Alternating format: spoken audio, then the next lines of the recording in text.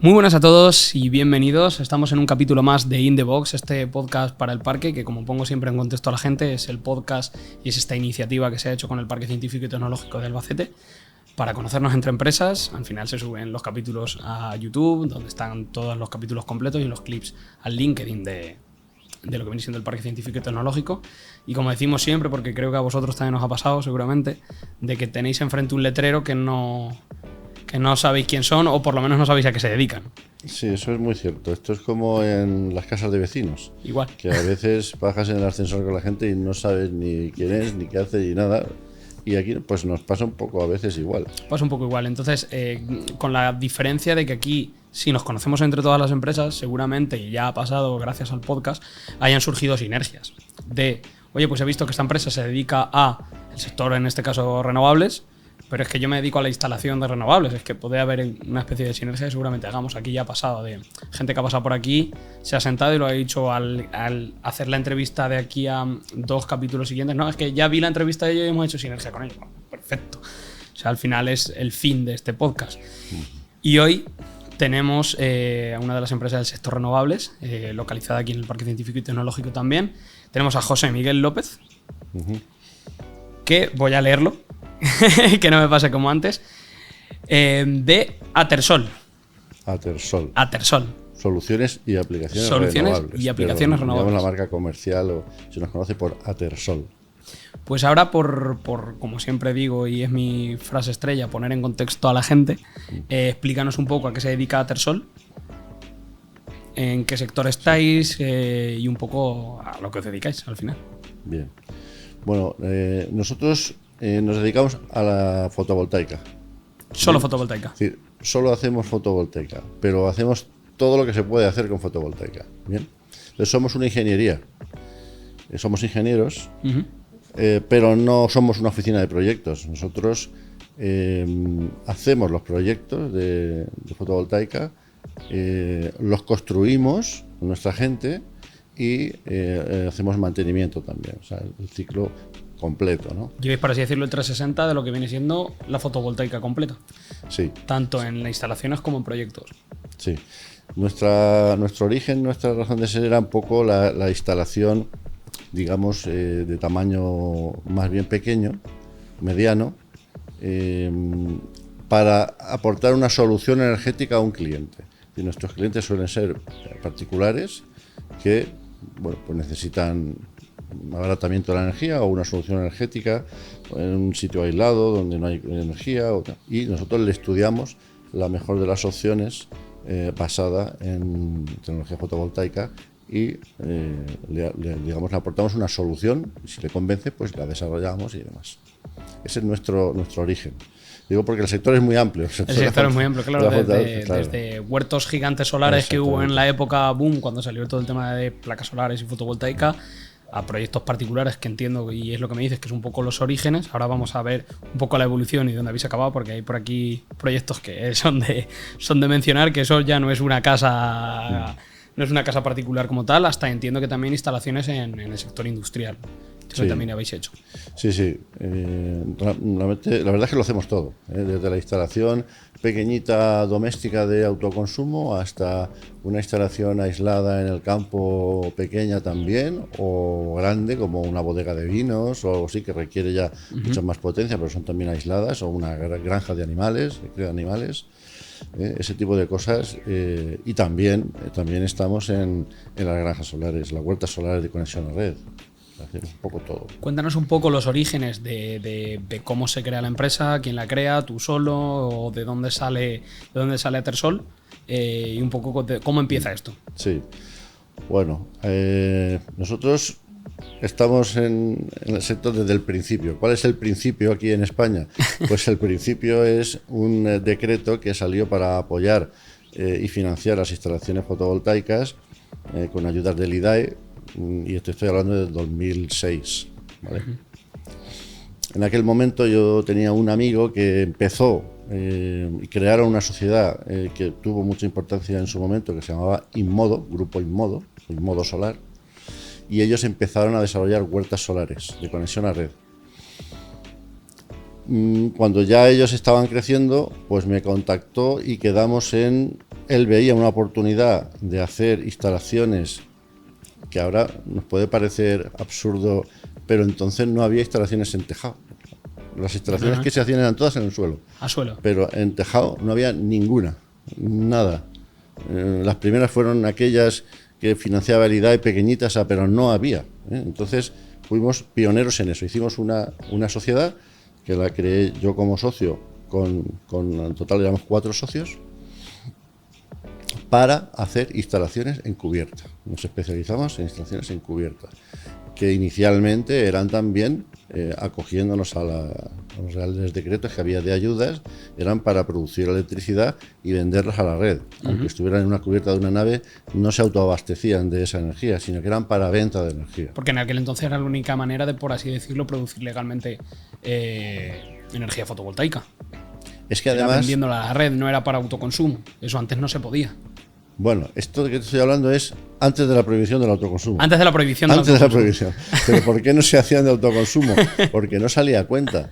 Es decir, ¿y por qué salía a cuenta para vender a red? Por las primas. Había unas ayudas que tú, si generabas electricidad acogiéndote a ese decreto, la conectabas a la red de distribución y vendías energía, te pagaban una cantidad tal que sí que salía a cuenta gastarte el dineral que costaban entonces las instalaciones fotovoltaicas. Es que ahora estamos muy engañados, pero sí que al final han pasado por aquí más empresas de fotovoltaica. Y es que antes, una instalación fotovoltaica en aquella época, sobre todo antes de la prohibición, lo que ahora mismo es una instalación en una vivienda particular que puede costar en torno a los 4, 5, 6, 8 a lo sumo, estamos hablando de que eran inversiones de 20, 30. Pues mira, ahora se puede hacer una instalación, digamos, doméstica o tal, de €1 por vatio, ¿no? Ya es caro, porque las huertas solares estamos hablando de 55 céntimos o 50 céntimos el vatio.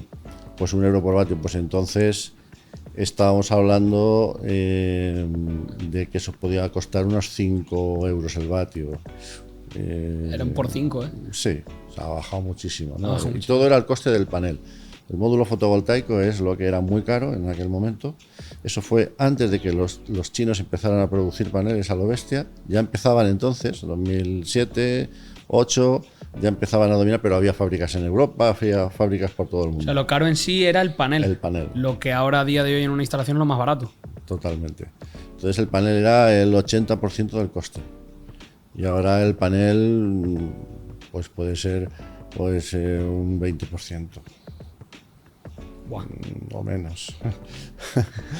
Empezáis en esa época, con esa sociedad, y cómo evoluciona un poco la Vale, historia. durante un tiempo nos dedicamos a hacer instalaciones en cubierta, pero de venta de energía a la red, acogiéndonos a las primeras. Eso duró pues unos años, pero estábamos o dependíamos muchísimo de la legislación, porque la legislación es la que apoyaba con primas ese negocio.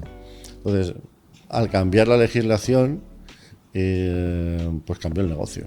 Es decir, dejaron de haber primas, incluso acabaron penalizándose las construcciones de energía, ya no había primas. Sin embargo, sí que se abarató tanto que verdaderamente ya no hacían falta primas. Ya era rentable con el autoconsumo, digamos, de esa propia energía de la industria que hubiese ahí, ¿no? Es decir, competía con el precio de compra de la energía. Con eso amortizaba la instalación. Pero entonces surgió pues una legislación contraria a las renovables. Esto fue el gobierno de Rajoy, fue nefasto para las renovables porque sacaron, en fin, el famoso impuesto al sol, que se le llamó popularmente. Claro, ¿en qué consistía? Pues que si tú hacías una instalación de autoconsumo, no podías, o sea, estaba prohibido, pero es que podías entrar en penalizaciones, multas millonarias. Era una cosa absolutamente absurda. Yo todavía no entiendo ni he encontrado a nadie que me explique ¿El por qué? por qué. Aquello, pues hombre, podías pensar que favorecía a las grandes empresas distribuidoras eléctricas, porque el generar tu energía, la energía que tú te generas, se la dejas de comprar a ellos, ¿verdad? Eran los únicos beneficiados de aquello. Pero aún así, pues era ir en contra del mundo, ¿no? Totalmente. Y eso duró unos años que estuvimos muy castigados, ¿no? Eso aquí en España, porque a nivel Europa entiendo que nunca hubo ese tipo de imposición. No, eso fue Aquí... una excepción ibérica. No sé, cuando ya se acabó el gobierno de Rajoy, el nefasto ministro de Industria Soria y los nefastos hermanos Nadal que nos machacaron, pues respiramos. Hubo cambio de gobierno, se anuló, sencillamente se anuló esa legislación y empezamos a poder hacer instalaciones. Durante ese periodo de esos años, ¿de qué manera? Bueno, pues eso fue un desastre. Fíjate una cosa, Castilla-La Mancha, no ya Albacete, y dentro de Castilla-La Mancha, Albacete, era pionera y era número 1 en España en la industria de solar fotovoltaica, porque en Castilla-La Mancha se daban unas condiciones óptimas, que es un terreno plano, sol. Ahí se desarrolló muchísimo esa industria y muchas empresas de Albacete se hicieron grandes y crecieron en aquel momento. Y sin embargo, con aquella legislación antirrenovable, pues se vino todo abajo, ¿no? El que para sobrevivir mucha gente se fue a trabajar fuera, no había más remedio, a trabajar al extranjero donde se podía hacer. Y muchas empresas se hundieron. De hecho, la empresa que yo te he dicho que creamos, al final la extinguimos, porque es que no había negocio, es que era imposible hacer nada. Resurgimos de nuestras cenizas con Atersol, con las mismas personas de entonces. Las mismas personas. Sí, o sea que la experiencia es continua, pero sí tuvimos que hacer un cambio de empresa precisamente por esa crisis, ¿no? Luego llegó la crisis económica bancaria, que esa no hace tanto, donde resulta que los bancos no daban ni un euro a nadie. Y todo eso pues influía en todos los negocios. Influía en todo, sobre todo en una instalación al final fotovoltaica que dentro de lo particular, quizás en aquel momento, por los costes que conllevaba una instalación fotovoltaica particular, pues no la podías costear toma, sino que al final habría que financiarlo, pero claro, si no daban, exactamente, no había financiación, y si no había financiación no había instalación. Exactamente, nosotros siempre hemos dependido mucho de la financiación porque es un negocio intensivo en capital, es decir, mucho dinero, pero bueno, aguanta que la inversión tenga unos intereses altos, pero es que entonces ni intereses altos, es que no te daban dinero. No había y no había. Entiendo que entonces esta empresa como Atersol. Vamos a educar a la gente que confunde un poco al final, porque siempre las personas leemos de corrido y como sale. ¿La volvéis a fundar en 2015? Sí. El año que viene hacéis 10 añitos, sí, aniversario de nueva empresa. Sí. Y un poco la evolución de trabajadores, porque actualmente ¿cuánto estáis trabajando? Somos 16. 16 personas. Sí. Bueno, somos 5 socios. Ajá. Y el resto de trabajadores, mitad oficina técnica y mitad montadores de obra, ingenieros y montadores. ¿Todos los socios estáis trabajando dentro de la empresa? Sí, somos socios trabajadores. Sois socios trabajadores sí, todos. ¿Cómo veis la evolución en este 10º aniversario? Bueno, nosotros nos hemos tenido que adaptar al mercado. La fotovoltaica pues abarca muchas cosas. Este año pasado ha sido muy malo para las instalaciones de autoconsumo. No ya por nada, sino porque no hay más impedimento que el que pues muchos han decidido esperar a hacerla porque los precios de la electricidad se han moderado en el año 23 y entonces pasó lo contrario en el 22, la energía era muy cara y mucha gente pues quiso hacer su propia instalación, pero eso pasó el efecto contrario en el 23 y entonces se hundió el mercado. Hay empresas que se crearon grandes, adrede, con capital externo, se crearon de la nada para hacer un montón, pensaban miles de instalaciones domésticas, porque es un gran segmento que queda todavía por explotar, pero con ese bajón, pues algunas han desaparecido. O sea que hay una crisis dentro de la fotovoltaica. Sí. Entonces nosotros hemos tenido que adaptarnos y la mayor parte de nuestro negocio, ya el año pasado y este que viene, pues estamos construyendo instalaciones, huertas solares de conexión a red. Instalaciones de pequeño tamaño, y hacemos lo que en el sector se llama el EPC completo.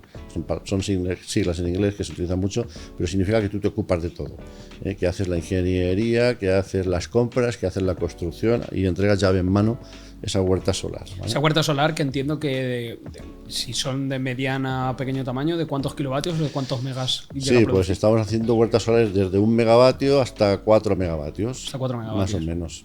Vamos a ver, ahí es una huerta solar de 1 megavatio, de 4 o de 40 o de 200 es prácticamente igual, pero más grande. Exactamente. ¿Vale? Pero ocupa más sitio, pero la tecnología es la misma y es más como ¿Qué si fuera modular. extensión tiene claro, estamos acostumbrados a ver, por ejemplo, de camino a Toledo, 2 hectáreas por megavatio. 2 hectáreas por megavatio.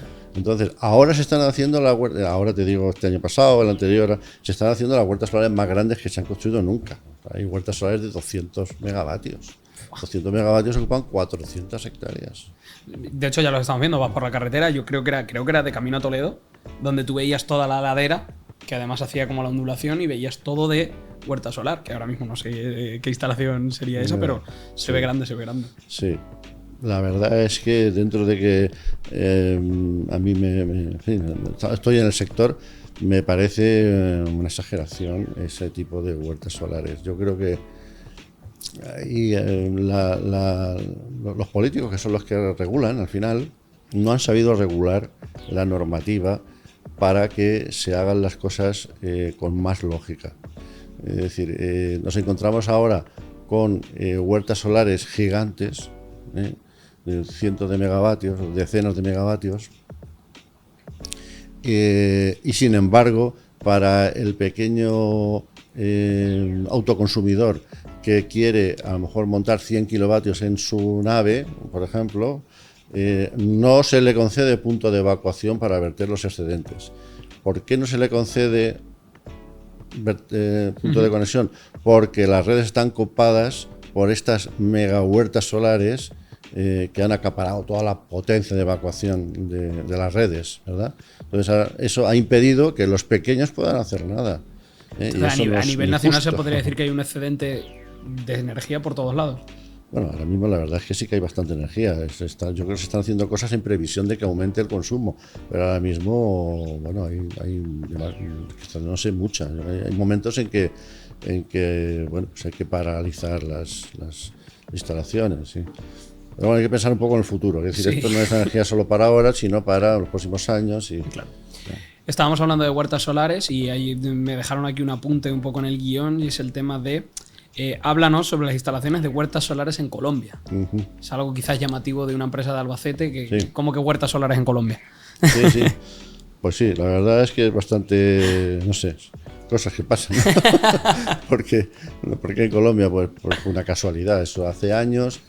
Yo tenía aquí un conocido que a su vez conocía a un catalán, a mi amigo Jordi, que se casó con una colombiana de Barranquilla y estaba allí viviendo en Barranquilla, en Colombia. Tenían junto con un socio de allí, una empresa dedicada a líneas eléctricas, pero querían entrar en renovables. Entonces este amigo común nos puso en contacto. Los de allí no sabían nada de fotovoltaica ni de renovables y aquí lo sabíamos todo. Y entonces pues hicimos vamos a crear una sociedad allí. Entonces es una sociedad participada por nosotros que se llama Colombia Solar, para hacer instalaciones.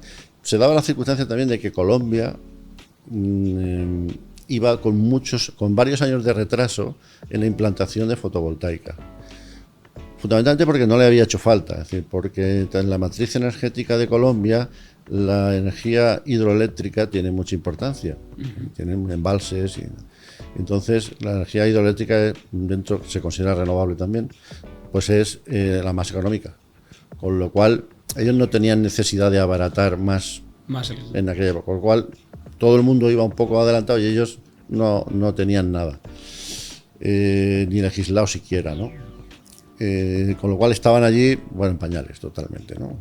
Entonces aquí... O sea, no había una legislación, todo. no había un mercado, no había nada, cuando aquí ya llevábamos No, esos años de adelanto, por así decirlo, que había pasado hasta una prohibición claro, de por medio. exactamente. Ya en el 2000, me parece que fue en el 2015 o 16 o por ahí, sacaron una legislación ya incipiente para favorecer la fotovoltaica, pero fue muy lento, muy despacio.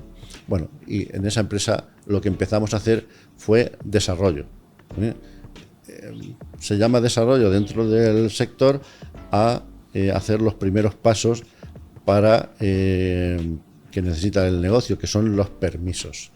Es decir, buscar un terreno, arrendarlo, buscar un punto de evacuación de la compañía eléctrica, hacer un estudio de impacto ambiental, ver que es posible, ¿no? Que es posible y sacar todos los permisos necesarios. Eso se llama desarrollo. Pues entramos en el desarrollo y estuvimos varios años haciendo desarrollo, desarrollando proyectos. El negocio ahí consiste en, una vez que lo has desarrollado, venderlos a terceros, que son los que van a hacer la inversión y construir el propio huerto solar, ¿no? Bien, y eso fue hasta el año pasado, estuvimos en desarrollo muchos años. Desarrollamos muchos proyectos, nos asociamos con alguna empresa española que ponía también capital, como Sunco, pero nuestra idea era meternos también allí en construcción. En construcción. Entonces ya el año pasado tuvimos la oportunidad de construir una de las instalaciones que nosotros habíamos hecho el desarrollo en un pueblecito del interior de Colombia que se llama Zambrano. Y bueno, y está prácticamente acabada ya. Faltan días para conexión. Estabais en el punto de desarrollo hasta el año pasado, que ya por así decirlo, ya os metisteis en construcción con esta primera instalación. Eso, son 19 megavatios. 19 megas. O sea, que ya son instalaciones grandes. Y ya para el año que viene tenemos contratadas ya otras 6 instalaciones, tenemos todo el año. Todas esas instalaciones también para pasarlo a red eléctrica, no para autoconsumo, entiendo. Esas son todas para producir energía. Para producir energía. Ahora Colombia se encuentra en una situación en la que necesita energía, porque ahí dependen muchísimo del fenómeno que llaman el niño. Le llaman el niño y la niña, cuando llueve, cuando no llueve. Entonces, si hay sequía, pues resulta que la hidroeléctrica, que es una de sus bases, pues no tiene bastante energía, no genera bastante energía, con lo cual ahora mismo están en un periodo de unos años de sequía y necesitan energía, sí. ¿Vale? Ya se están construyendo allí desde hace 4 años para acá, o 3 años para acá nomás, grandes instalaciones fotovoltaicas. ¿Tenéis previsión? Porque claro, esto de Colombia sí que salió un poco de la situación que se os dio a nivel personal de un conocido, pero ¿tenéis previsto, por así decirlo, entrar en otro tipo de mercados internacionales? ¿O de momento Colombia? Bueno, en principio no. Siempre te hablan, ¿no? Surgen cosas en otros países sudamericanos y en Marruecos, que tal, igual, pero la verdad es que yo creo que con Colombia tenemos bastante. ¿Qué facilidades hay allí o de qué manera? Pero al final, en tema de permisos y demás, tema de legislación y todo, no tiene nada que ver con España. Entonces, ¿hay más, menos facilidades? ¿Ponen más trabas, menos? Allí tienen una legislación de autoconsumo que ya quisiéramos tenerla aquí. Es decir, la legislación que hay aquí es buena, ¿vale? Es buena y permite hacer muchas cosas, pero no tan buena como aquella. Aquella tiene más incentivos fiscales a la inversión. Incluso te permiten canjear energía con la red, kilovatio hora por kilovatio hora, cosa que aquí no. Si el kilovatio hora que viertes de excedente no vale igual que el kilovatio hora que consumes. Allí sí, es decir, y realmente aprovechas mucho más la instalación y la amortizas mucho mejor. Está una legislación muy buena. Y ya un poco por ir acabando, y es lo que siempre preguntamos, porque volvéis a fundáis la empresa en 2015. ¿Estáis desde un primer momento en el parque o venís después? ¿Por qué? Y si estáis bien aquí. Bueno, nosotros con esta empresa, con Atersol, desde el primer momento nos venimos al parque. En un momento estuvimos viendo dónde situarnos y la verdad es que nos gustaba todo del parque, nos gustaba que estuviera en un entorno, digamos, universitario, en una zona arquitectónicamente muy despejada, con mucha luz, muy, bueno, agradable. No estar ahí en un zulo, por así decirlo. Nos gustaron las instalaciones, nos enseñaron, las oficinas estaban bien. Y bueno, y por qué no también, porque nos pillaba cerca de casa a los socios, que vivimos relativamente cerca. Y hay aparcamiento. No, y está bien, porque realmente el parque tampoco es un negocio inmobiliario, entonces las cuotas que cobran están bien y te incluyen todos los gastos, ¿no? Con lo cual, pues es cómodo, ¿no? Claro, bien. lleváis aquí entonces desde 2015, el año que viene 10 añitos aquí, seréis de los más veteranos. Sí, cuando vinimos ahí en nuestro edificio, es el edificio número 1, había muchas oficinas vacías. Si estáis en el 1, Estamos en el sois 1. de los privilegiados de estar en el 1. Sí, pero es que entonces podíamos elegir. Había sitio. ¿En qué planta o en qué zona estáis? Estamos en el piso primero, las 2 primeras puertas. Teníamos primero una oficina, Ajá. que luego fuimos creciendo, se nos quedó pequeña, pero tuvimos la suerte de que se quedó libre la de al lado y tenía una puerta de comunicación. Una puerta en común encima. Sí, con lo cual enseguida la cogimos también y estamos con 2 oficinas que se comunican. No hubo que hacer mudanzas, solo ampliación. Nada, exactamente. Locos. Pues muchísimas gracias, José Miguel, por venir. Gracias por participar en el podcast del parque. Gracias por parte del parque por estar en el parque ya casi 10 años, el año que viene. Pues gracias a vosotros por esta oportunidad.